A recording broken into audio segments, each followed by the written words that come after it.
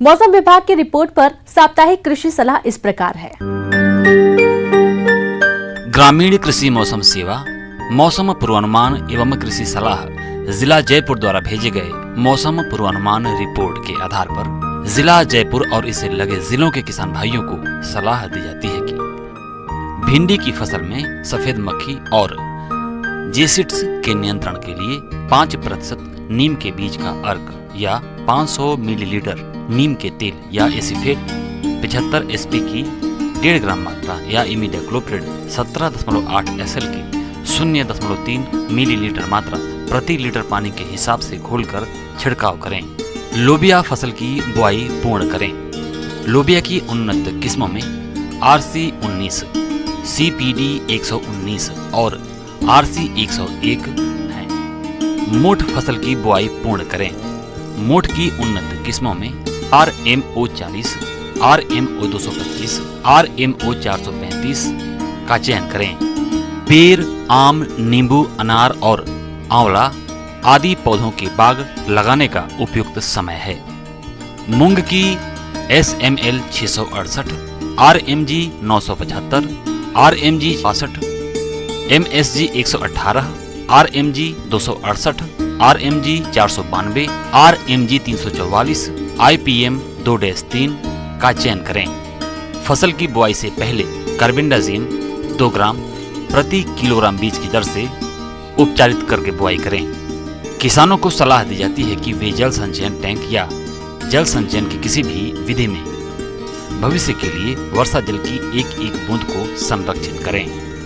तिल की बुआई का उचित समय है। तिल की उन्नत किस्मों में RT 46, RT 125, RT 346 एवं RT 351 का चयन करें। तिल की शाखा वाली किस्मों के लिए 2 से 2.5 किलोग्राम और शाखा रहित किस्मों के लिए 4 से 5 किलोग्राम बीज दर प्रति हेक्टेयर रखें। बीज को बुआई से पहले 3 ग्राम थाइरम या कैप्टान फफूंदनाशी से उपचारित करके बुआई करें। ग्वार फसल की बुआई का उपयुक्त समय है। किसानों को सलाह दी जाती है कि ग्वार की उन्नत किस्मों में करण ग्वार 1, RGC 1033, RGC 1066, RGC 1038, RGC 1031, RGC 936, RGC 1017 और RGC 1055 का चयन करें। बुआई के लिए 15 से 20 किलोग्राम बीज प्रति हेक्टेयर का प्रयोग करें। अंगमारी रोग की रोकथाम के लिए बीज को बुआई से पहले प्रति किलोग्राम बीज को 250 ppm एग्रोमाइसिन के घोल से उपचारित करें। पंक्ति से पंक्ति की दूरी 30 सेंटीमीटर और पौधे से पौधे की दूरी 10 सेंटीमीटर रखें। बाजरा की बुआई का उपयुक्त समय है। किसानों को RHB 223, RHB 234, RHB 177, RHB 173 बुआई के लिए 4 से 5 किलोग्राम बीज प्रति हेक्टेयर प्रयोग करें। पंक्ति से पंक्ति की दूरी 40 से 45 सेंटीमीटर और पौधे से पौधे की दूरी 15 सेंटीमीटर रखें। जिन किसानों के पास मिर्च, टमाटर और बैंगन के पौध तैयार है, उन्हें खेत में रोपाई करने की सलाह दी जाती है। घरेलू पशुओं को बारिश के सीधे संपर्क में आने से बचाएं। उनके शेड में पानी जमा न होने दें। उनके कूड़े को सूखा रखने की कोशिश करें।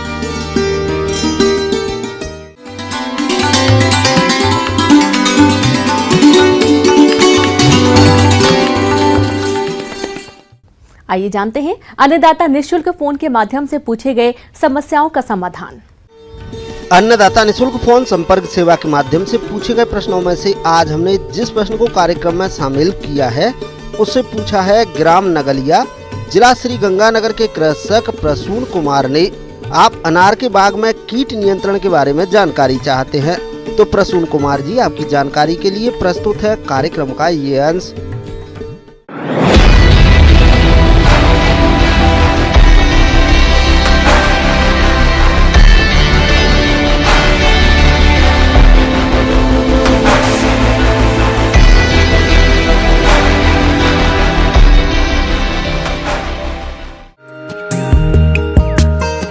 अनार एक ऐसी बागवानी फसल है जिसे एक बार लगाने पर कई साल तक फल मिलते रहते हैं।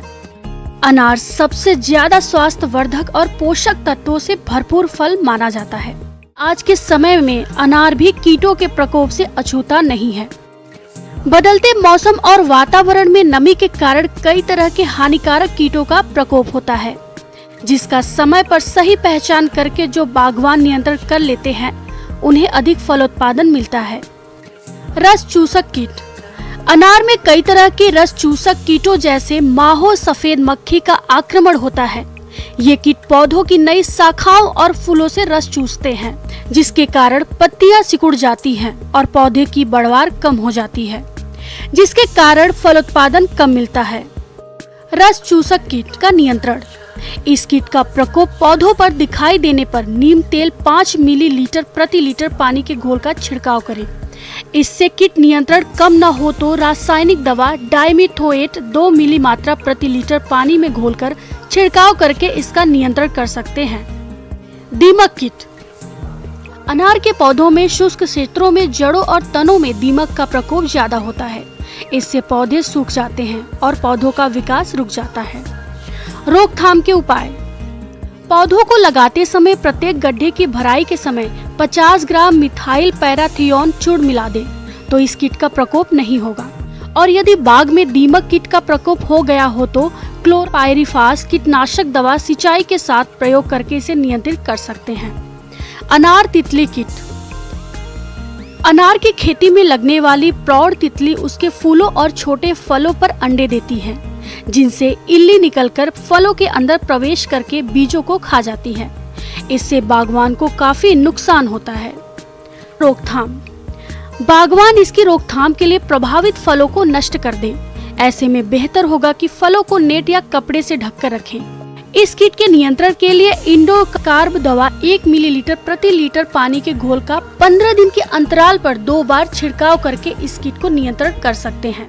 अनार के बाग से अच्छी गुणवत्ता की भरपूर फलोत्पादन लेकर अच्छा खासा मुनाफा कमा सकते हैं।